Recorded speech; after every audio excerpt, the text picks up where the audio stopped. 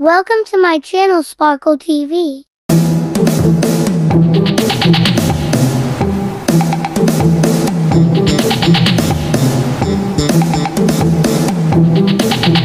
Magandang araw mga kabady. Please subscribe, like and click notification para updated ka palagi sa mga video natin. Just relax and watch. Nakpil. Ang apelyidong Nakpil ay nagpapahiwatig ng pagkakaroon ng malalim na koneksyon at pagkakakilanlan sa kasaysayan ng Pilipinas. Ito ay mula sa isang kilalang pamilya ng mga artista at manunulat sa bansa.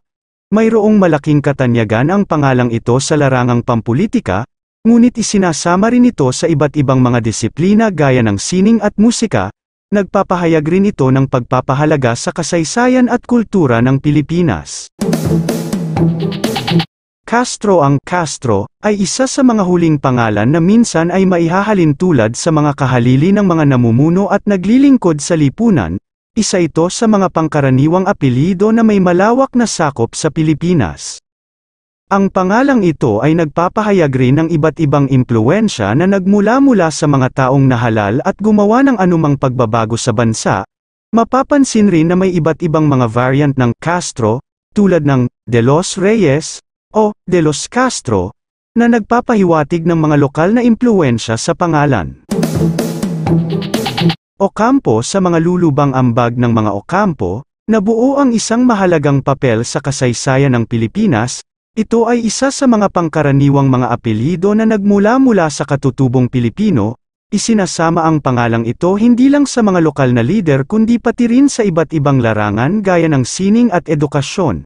Ito ay nagpapakita rin ng pagpapahalaga ng mga Pilipino sa kanilang kulturang lokal at kasaysayan. Cruz. Ang apelyidong Cruz ay isa sa pinakapangkaraniwang mga huling pangalan sa Pilipinas, madaling matandaan at bigkasan. Ito ay nagmula-mula sa salitang Espanyol na Cruz, na nagpapahiwatig ng relihiyosong kasaysayan ng Pilipinas. Masasabing ang pangalang ito ay nagpapakita rin ng pagiging relihiyoso ng mga Pilipino at ang malalim na pananampalataya sa Kristyanismo. Maaring may mga varianteng Cruz, gaya ng De los Santos o San Cruz, na nagpapakita ng pagkakaroon ng mga lokal na impluwensya sa pangalan. Ramos. Ang Ramos ay isa pang karaniwang apelyido na kadalasang matatagpuan sa Pilipinas. Ito ay may Espanyol na pinagmulan. Tila ba ito ay nagdudugtong sa nalalabi pang mga Espanyol na apelyido tulad ng De los Santos o Cruz. Mayroon ding isang kilalang pangalang Ramon Magsaysay, isang dating pangulo ng bansa, na nagpatibay pa ng popularidad ng pangalan. Ang pangalang ito ay patuloy na nagpapahayag ng multidimensional na kasaysayan at kultura ng mga Pilipino. Mga kabady, anong apelyido nyo? Baka kamag-anak mo rin sila? Just comment down below. Garcia. Kapag naririnig natin ang apelyidong Garcia, isa lamang ang pumapasok sa ating isipan, kagitnaan o permanenteng bahay. Karaniwang huling pangalan ng mga pangalang Espanyol. Ito ay isa sa mga pinakakaraniwang apelyido sa Pilipinas. Marami sa mga may apelyido na Garcia ay may mga koneksyon sa mga politiko at mga naghuhumindig na mga pangyayari sa kasaysayan ng Pilipinas. Sa pamamagitan ng pangalang ito, na ipapahayag rin ang makasaysayang ugnayan ng bansa sa Espanya. De la Cruz. Tila hindi kumpleto ang mga talaan ng mga apelyido sa Pilipinas kung hindi kasama ang De la Cruz.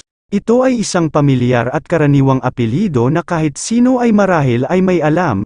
Hindi tiyak kung saan ito nagmula o kung may espesyal na ibig sabihin ito. Ngunit ito ay nagpapakita ng malaganap na paggamit at pagsikat sa bansa. Marahil, ang kadamihang mayroong apelyidong De la Cruz ay nagpapakita kung gaano kahalaga ang ating mga kahalili at mga ninuno sa ating buhay at pagkakakilanlan. Tan. Kabilang sa mga kilalang mga huling pangalang Chino ang Tan. Ang mga Pilipinong may huling pangalang Tan ay karaniwang may lahing Chino o may mga kaugnayan sa mga Inchik. Ang mga Tan ay sikat bilang mga negosyante at namumuno sa kanilang koponan ng negosyo. Ito rin ay nagpapakita ng mahabang kasaysayan ng ugnayan at impluwensya ng China sa Pilipinas. Reyes. Ang pangalawang apelyido sa ating listahan ay Reyes, ito ay isang pangkaraniwang apelyido sa ating bansa. Ito ay mula sa salitang Espanyol na rey, na nangangahulugang hari o king. Ito ay nagpapakita ng impluwensya ng pananakop ng mga Espanyol sa Pilipinas. Sa kasalukuyan, matatagpuan pa rin ang mga Reyes sa iba't ibang mga sektor tulad ng politika, negosyo, at iba pa. Ito rin ay isang magandang halimbawa ng pagpapahalaga ng mga Pilipino sa kanilang kasaysayan at kultural na mga pinagmulan. Santos. Ang apelyido na Santos ay isa sa mga pinakapaboritong apelyido sa Pilipinas. Matatagpuan natin ito sa halos bawat sulok ng bansa. Ang pangalan ay nagmula mula sa isa sa mga banal na santo o santisismo. Nagpapakita ito ng malalim na pananampalataya at debosyon ng mga Pilipino sa relihiyon. May mga varianteng Santos, gaya ng Santes, na mas kilala sa rehiyon ng Bicol. Sa iba pang mga wika sa Pilipinas, ito ay maituturing na ekspresyon ng paggalang o pangunawa sa mga ninuno. Thanks for watching.